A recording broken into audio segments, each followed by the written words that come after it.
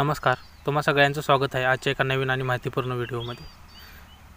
एकदा रेल्वेने बेंगलोरला गेलो होतो।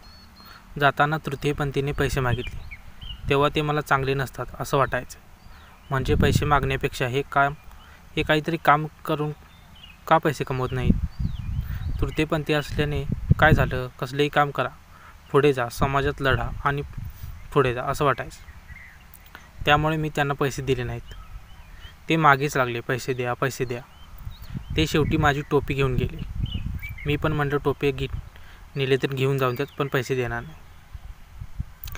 10 मिनिटांनी त्यांनी माझी टोपी परत आणून दिली, पण थोडंसं त्यांच्या चेहऱ्यावर राग दिसला। मग बऱ्याच वर्षानंतर मला हे कळलं की त्यांचा शाप लागतो। मला शाप तर लागला नाही ना, असं एकदमच माझ्या मनात आलं। त्यानंतर एक छोटासा अनुभव आला।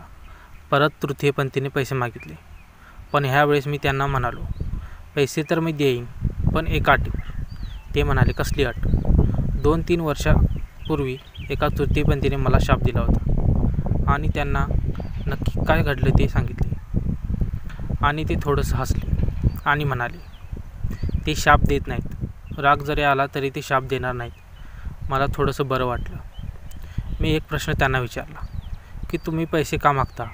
म्हणजे काम करून पैसे का मिळवत नाहीत तुम्ही? व्यवसाय करून सुद्धा पैसे कमवता येतं ना? ते थोडंसं सिरियस झाले आणि म्हटले की ही आमची प्रथा आहे, शक्यतो हे कोणी तोडत नाही। आणि तुमचं जग आणि आमचं जग खूप वेगळं असतं आणि बरीच कारणे आहेत असं म्हणून ते माझ्या डोक्यावर हात ठेवून निघून गेले। आणि हा आमचा संवाद हिंदीमध्ये चालू होता।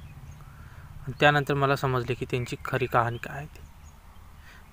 तर तुम्हाला आजचा व्हिडिओ कसा वाटला ते कमेंट करून नक्की सांगा। आणि अशाच प्रकारचे व्हिडिओज बघण्यासाठी आमच्या चॅनलला नक्की सबस्क्राईब करा। धन्यवाद।